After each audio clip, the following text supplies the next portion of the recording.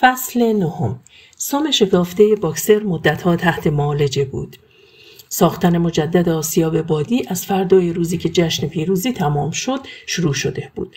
باکسر حاضر نشد حتی یک روز کار را تعطیل کند و نمیگذاشت کسی متوجه درد و رنجش شود، ولی شبها به طور خصوصی به کلور اعتراف میکرد که سمش او را زیاد ناراحت میکند. کلور از علفهای مختلف ضماد درست میکرد و روی سم او میگذاشت. او و بنجامین 2 نفری به باکسر اصرار میکردند که کمتر کار کند.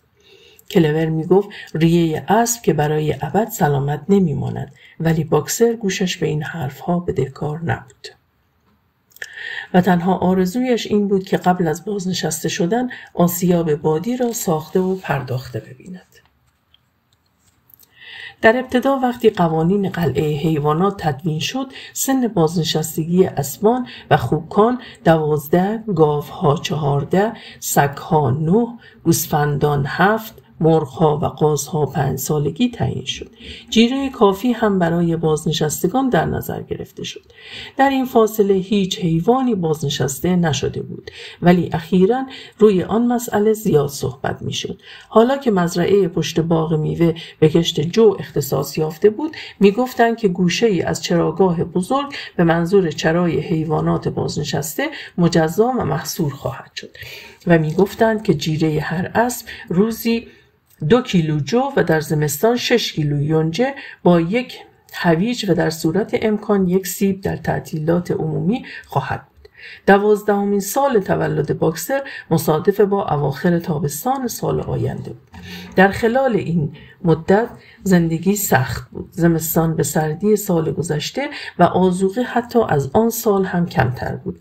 جیره حیوانات به استثنای جیره خوک‌ها و سگ‌ها تقلیل پیدا کرد و اسکویلر توضیح داد که تساوی مطلق در امر جیره بندی خلاف اصول حیوانگری است. به هر حال با آنکه ظواهر امر حکایت از کمبود آذوقه می‌کرد، برای اسکویلر مشکل نبود که به حیوانات ثابت کند در واقع کمبودی نیست و مقتضیات ایجاب کرده است که در میزان جیره تعدیلی به عمل آید. اسکویلر همیشه کلمه تعدیل را به کار می برد، نه تقلیل، اما با مقایسه با زمان جونز همه چیز ترقی کرده بود. اسکویلر به سرعت اعدادی پشت سر هم می‌خواند تا به حیوانات نشان دهد حالا از زمان جونز جوی بیشتری، یونجه فراوانتری و شلغم زیادتری دارند. ساعات کمتری کار میکنند و آب آشامیدنیشان گواراتر، عمرشان طولانیتر، بهداشت نوزادان بهتر شده است. در طویله کاه بیشتر دارند و مگس کمتر آزار میدهد. حیوانات تمام این مطالب را باور میکردند. در واقع خاطره دوره جونز تقریباً محو شده بود. میدانستند که زندگی امروزشان سخت و خالی است. غالباً گرسنه‌اند، سردشان است و معمولاً جز هنگام خواب کار می‌کنند. ولی بیشک روزهای قدیم از امروز هم بدتر بوده است. از این طرز فکر خوشنود بودند. به علاوه آن روزها را آنها از یاد برده بودند و امروز آزادند و خود این مسئله بزرگترین برتری زندگی امروز نسبت به گذشته بود. و نکته‌ای بود که اسکویلر هیچگاه از اشاره بدان غفلت نمی‌کرد. در این روزها دهنهای بیشتری برای خوردن باز بود. در پاییز 4 ماده خوک تقریباً همه در یک وقت و مجموعاً 31 توله آوردند که همه پیسته بودند و چون ناپل اون تنها خوک نر مزرعه بود، اصل و نسب آنها را میشد حدس زد. اعلام کردند که پس از خرید آجر و تیر مدرسه‌ای در باغ ساخته خواهد شد. اجالتاً بچه خوک‌ها در آشپزخانه و توسط شخص ناپل اون تعلیم می‌گرفتند. در باغ ورزش می‌کردند و از بازی با توله سایر حیوانات منع شده بودند. در همین ایام عادت بر این جاری شده بود که هرگاه حیوانی سر راه خوکی قرار می‌گرفت کنار می‌ایستاد تا خوک بگذرد.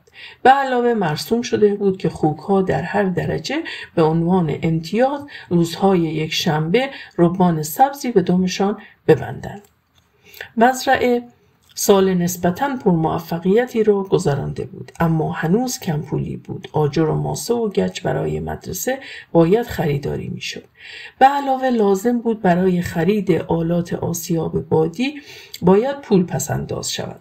بعد نفت و شمع ساختمان، شکر که ناپلئون سایر خوک‌ها را از خوردن قند منع کرده بود چون میگفت موجب چاقی میشود، و چیزهای دیگر از قبیل میخ و نخ و زغال و سیم و خرده آهن و بیسکویت سگ هم باید تهیه میشد. یونجه و قسمتی از محصول سیب زمینی فروخته شد و قرارداد فروش تخم مرغ به 600 تخم مرغ در هفته افزایش یافت، طوری که در آن سال به اندازه کافی جوجه تولد نشد و تعداد مرغ‌ها ثابت ماند. جیره‌ها که در ماه دسامبر تقلیل پیدا کرده بود در فوریه هم کم شد.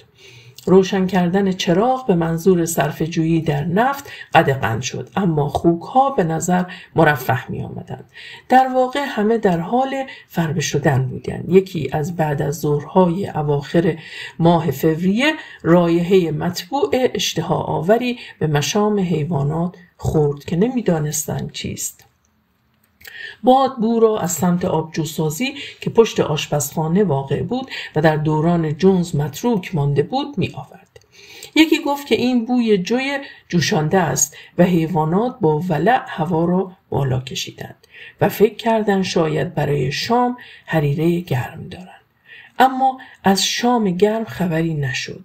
یک شنبه بعد اعلام شد که از این تاریخ محصول جو مختص خوک هاست. در مزرعه پشت باغ میوه هم جو کش شده بود. خیلی زود این خبر هم نشر کرد که هر خوکی روزانه 0.5 لیتر جیره آبجو دارد و 4 لیتر هم مختص شخص ناپلئون است که در قدح چینی به حضورش میبرد.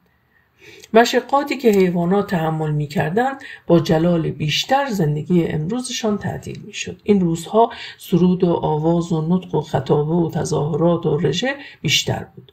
ناپلئون امر کرده بود حیوانات هفته 1 بار تظاهرات داوطلبانه بکنند برای اینکه پیروزی و فتوحات را جشن بگیرند.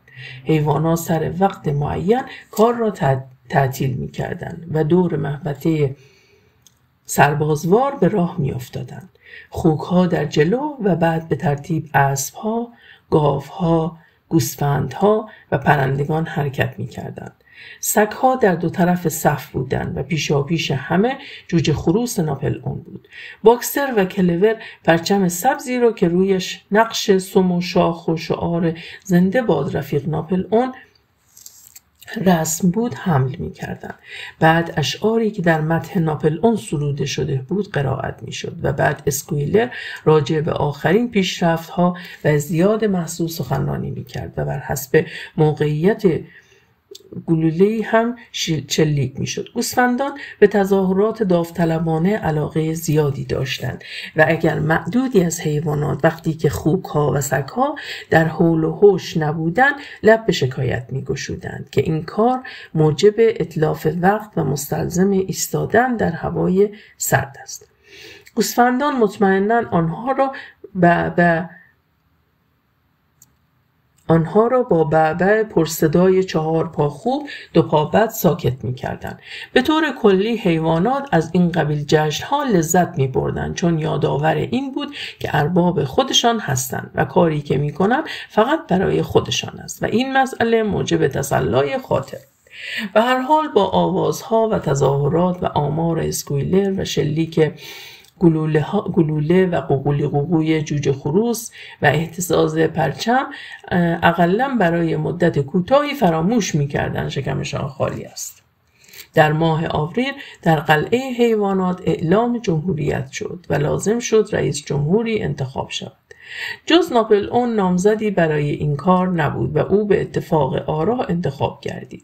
در همان روز انتخابات شایع شد که اسناد جدیدی درباره همکاری‌های اسنوبال با جونز به دست آمده است و تازه معلوم شده که اسنوبال فقط قصد نداشته که جنگ گاودانی را با شکست مواجه سازد، بلکه اسنوبال در اطراف جونز می جنگیده است. در حقیقت او به عنوان سرکرده قوای آدم‌ها با شعار زنده باد بشریت وارد جنگ گاودانی شد و زخمی که هنوز معدودی به خاطر داشتند بر پشتش وارد آمد.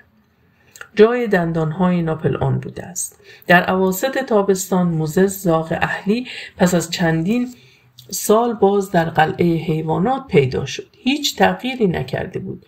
باز کار نمی کرد و هنوز با همان آهنگ از سرزمین شیر و عسل صحبت می کرد. بر تنه درختی می نشست، بالهای سیاهش را برهم می زد و با هر کس که میدان می داد حرف می زد.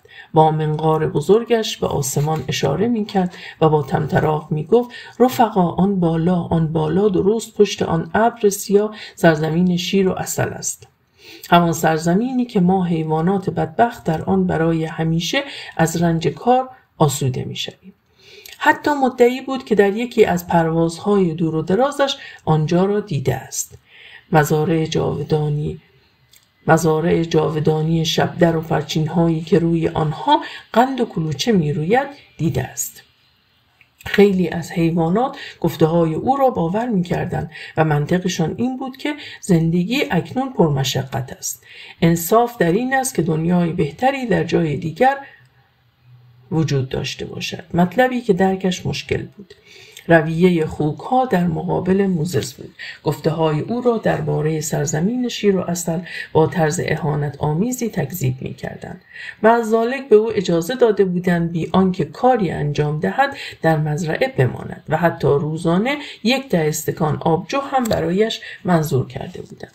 باکسر پس از آنکه سمش خوب شد از پیش هم بیشتر کار می‌کرد. آن سال در واقع همه حیوانات بردوار کار کردند. غیر از کار عادی مزرعه و تجدید بنای ساختمان آسیاب بادی، کار ساختمان مدرسه بچه خوک‌ها هم از اول ماه مارس شروع شده بود. گاهی ساعات طولانی کار با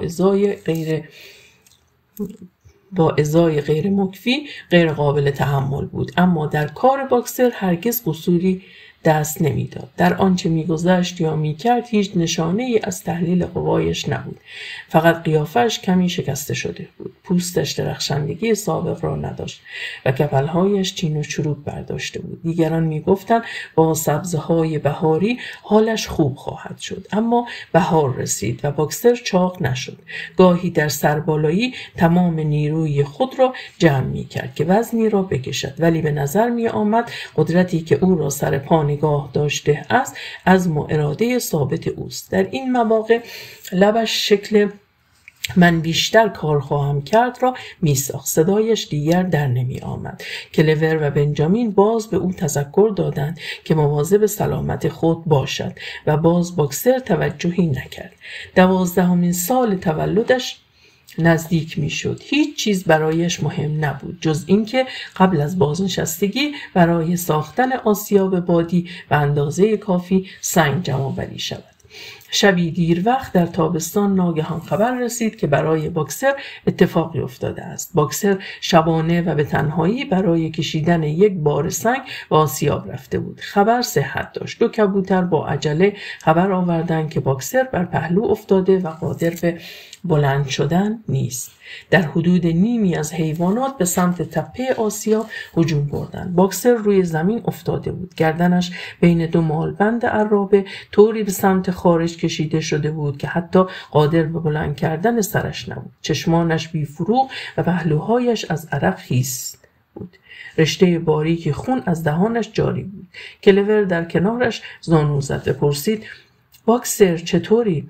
باکسر با صدای ضعیفش گفت ریم ناراحت است، ولی مهم نیست. فکر می کنم کار آسیاب بادی بدون من هم تمام شود. سنگ به اندازه کافی جمع شده است. به هر حال من فقط 1 ماه دیگر کار می کردم. اگر راستش را بخواهی مدتها بود در فکر بازنشستگیم بودم. فکر می کردم چون بنجامین هم پیر شده او را هم با من بازنشسته می کنند و مصاحب من می شود. کلور گفت باید فوراً به دادش رسید. یکی به تاخت برود و اسکویلر را خبر کند. برای دادن خبر به اسکویلر همه دوان رفتند. فقط کلور ماند و بنجامین که کنار باکسر نشست و بی آنکه کلمه‌ای بگوید با دم بلندش مگس‌ها را از دور و بر او دور می‌کرد. پس از ربع ساعتی اسکویلر با ناراحتی با ظاهری نگران و پر از همدردی رسید و گفت رفیق ناپلئون، از حادثه ناگواری که برای یکی از وفادارترین خدمتگزاران قلعه پیش آمده با تأثیر فراوان مطلع شد و دارد ترتیبی می‌دهد که او را برای معالجه به مریضخانه ولینگدون ببرد. این خبر حیوانات را کمی مشوش ساخت. جز مالی و اسنوبال هیچ حیوانی قلعه را ترک نکرده بودند و حیوانات نمی‌خواستند که رفیق بیمارشان به دست بشر بیفتد. ولی اسکویلر گفت که دامپزشک‌های ولینگدون بهتر می‌توانند باکسر را معالجه کنند و حیوانات را قانع ساخت. نیم ساعت بعد باکسر حالش تا حدی جا آمد و لنگان به سوی طویلش، جایی که کلور و بنجامین برایش از خوابگاه خوبی مرتب کرده بودند، به راه افتاد. باکسر 2 روز دیگر در طویله ماند. خوک‌ها 1 بطری بزرگ محتوی داروی قرمز رنگی که در جعبه داروخانه حمام یافته بودند برایش فرستادند و کلور روزی 2 بار بعد از غذا آن را به باکسر می‌خوراند و شبها نزدش می‌ماند و با او حرف می‌زد و بنجامین هم مگس‌ها را از دور و برش دور می‌کرد. باکسر به آنها اعتراف کرد که از آنچه پیش آمده متأثر نیست، چون اگر خوب بود میتواند امیدوار باشد 3 سال دیگر عمر کند و از همین حالا به ایام پر آرامشی که در کنج چراگاه بزرگ خواهد گذراند فکر میکند. این اولین باری بود که باکسر فراغت فکر کردن پیدا میکرد و میگفت مصمم است که بقیه دوران حیاتش را صرف فرا گرفتن بقیه 22 حرف الفبا کند. بنجامین و کلور فقط ساعات پس از کار میتوانستند پیش باکسر بمانند و اواسط روز بود که بارکش برای بردن او آمد.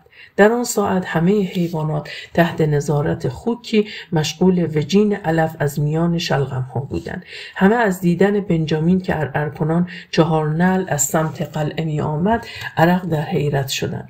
این اولین باری بود که بنجامین به هیجان آمده بود و به طور قطع اولین دفعه بود که کسی او را در حال 4 نعل می دید. داد زد عجله کنید، دارند باکسر را می برند. حیوانات بی آنکه منتظر اجازه خوب شوند که کار را رها کردند و با سرعت به سمت ساختمان دویدند. آنها در حیاط طویله بارکش بزرگ 2 اسبه‌ای که اطرافش چیزهایی نوشته شده بود ایستاده بود و مردی با قیافه‌ای شیطانی که کلاه ملون کوتاهی بر سر داشت جای راننده نشسته بود و جای باکسر در طویله خالی بود. حیوانات دور بارکش حلقه زدند و دست جمعی گفتند خدا حافظ باکسر. بنجامین در حالی که سم بر زمین میکوفت و جفتک میانداخت فریاد کشید احمقها، نمیبینید اطراف بارکش چه نوشته شده؟ این هیجان حیوانات را به تأمل واداشت. سکوت حکم فرما شد. موریل شروع کرد به هجی کردن کلمات، اما بنجامین او را پس زد و چنین خواند: آلفرد سیمونز، گاوکش و سرشمساز شهر ولینگدون، فروشنده پوست و کود و استخوان حیوان، تهیه کننده لانه سگ با غذا. مگر نمیفهمید یعنی چه؟ دارند باکسر را به مسلخ میبرند. فریادی از وحشت از حلقوم کلیه حیوانات بلند شد و همین وقت مردی که در جایگاه راننده نشسته بود شلاقی به اسب‌ها زد و بارکش به راه افتاد و از حیاط خارج شد. حیوانات گریه کنان دنبال بارکش راه افتادند. کلور با فشار راهی به جلو باز کرد. بارکش سرعت گرفت. کلور سعی کرد 4 نعل برود ولی عقب ماند و فریاد کشید باکسر باکسر باکسر. و درست در همین موقع باکسر که گویی غوغای خارج را شنیده است صورتش را با خط باریک سفید رنگ پایین پوزش از پشت پنجره کوچک بارکش نشان داد. کلور با صدای وحشتناکی زجه کشید باکسر بیا بیرون، زود بیا بیرون، میخواهند تو را بکشند. همه حیوانات تکرار کردند بیا بیرون باکسر بیا بیرون، اما بارکش سرعت گرفته بود و داشت دور میشد و مسلم نبود که باکسر گفته کلور را فهمیده باشد. اما لحظه بعد صورت باکسر از پشت پنجره رد شد و صدای کوبیدن سم او از داخل بارکش به گوش رسید. تلاش می‌کرد با لگد راهی برای خروج پیدا کند. در گذشته چند لگد باکسر بارکش را چون قوطی کبریت خرد می‌کرد، اما افسوس که دیگر قوایش تحلیل رفته بود. پس از چند لحظه صدای کوبیدن سم خفیف و بالاخره خاموش شد. حیوانات در کمال نومیدی به اسب‌های بارکش التماس کنان گفتند رفقا برادر خود را به پای مرگ نبرید، اما آنها نادانتر از آن بودند که حقیقت قضیه را درک کنند. فقط گوشهایشان را عقب خواباندند و تندتر رفتند. چهره باکسر دیگر پشت پنجره ظاهر نشد. دیر به فکر افتادند که دروازه 5 کلونی را ببندند. بارکش از میان دروازه گذشت و به سرعت در جاده ناپدید شد. باکسر را دیگر هرگز ندیدند. 3 روز بعد اعلام شد با آنکه هرچه امکان داشت برای معالجه باکسر کوشش شد، باکسر در مریضخانه ولینگدون مرد. خبر را اسکویلر اعلام کرد و گفت شخصاً در آخرین ساعات حیات باکسر بر بالینش حضور داشته است. اسکویلر یک پا را بلند کرد و اشک چشمانش را خشک کرد و گفت تأثیر انگیزترین منظره‌ای بود که در عمرم دیدم. من تا دم واپسین کنارش بودم. باکسر در آخرین لحظات زندگی با صدای ضعیفی که مشکل شنیده میشد در گوشم گفت که تنها غمش این است که قبل از اتمام آسیاب بادی جان دهد. و اسکویلر اضافه کرد آخرین جملاتش رفقا به پیش، به نام انقلاب به پیش، زنده باد فلسفه حیوانات، زنده باد رفیق ناپلئون و حق همیشه با ناپلئون است بود. در اینجا یک مرتبه رفتار اسکویلر تغییر کرد. پس از درنگ مختصری و قبل از آنکه به گفتارش ادامه دهد چشمان ریزش را با نگاه مشکوک با سرعت به اطراف چرخاند و گفت به او گزارش شده که موقع عزیمت باکسر شایعه احمقانه و زننده‌ای در میان بوده. بعضی از حیوانات دیدن که بارکش مال سیمونز گاوکش بوده و نتیجه گرفتند که باکسر پیش سلاخ فرستاده شده است. باور کردنی نیست که حیوانی تا این پای بیشعور باشد. دمش را جنباند و از سمتی به سمتی جهید و با خشم و غضب فریاد کشید رفقا شما باید رهبر خود را تا حال شناخته باشید. توضیح مطلب بسیار ساده است. بیتاری بارکشی را که قبلا متعلق به سلاخی بوده خریده و هنوز نوشته های روی آن را پاک نکرده است و همین امر سبب توهمی شده است. خیال حیوانات از شنیدن این خبر تسکین یافت و وقتی اسکویلر جزئیات وضع باکسر را ترسیم کرد از توجهاتی که به او شده بود و داروهای گران قیمتی که ناپلئون بدون کوچکترین درنگ از کیسه پرفتوفت خود خریده بود صحبت کرد، باقی مانده تردید حیوانات نیز زایل شد. غمی که از مرگ رفیق بر دل داشتند با این فکر که اقلاً هنگام مرگ خوشحال بوده تعدیل یافت. ناپلئون در جلسه یک شنبه بعد شخصاً حضور یافت و خطابه کوتاهی به افتخار باکسر ایراد کرد و گفت برگرداندن جنازه او امکان نداشت ولی دستور داده است که حلقه بزرگ گلی از درختهای باغ تهیه کنند و بر مزار باکسر بگذارند. گفت که پس از چند روز خوک‌ها قصد دارند ضیافتی به یاد بود و افتخار باکسر برپا سازند. ناپلئون نطقش را با یادآوری 2 شعار مورد علاقه باکسر من بیشتر کار خواهم کرد و همیشه حق با رفیق ناپلئون است خاتمه داد و گفت بجاست که هر حیوانی این 2 شعار را آویزه گوش کند. روز ضیافت ماشین باری بقالی ولینگدون به مزرعه آمد و جعبه چوبی بزرگی تحویل داد. آن شب از ساختمان صدای آواز بلند بود و بعد سر و صدایی که شبیه صدای زد و خورد بود و در حدود ساعت 11 صدای جرنگ جرنگ شکستن شیشه و لیوان آمد. تا ظهر فردای آن شب در قلعه جنب و جوشی نبود. خبر درز کرده بود که خوک‌ها از محل نامعلومی برای خرید یک صندوق دیگر ویسکی پول به دست آوردند.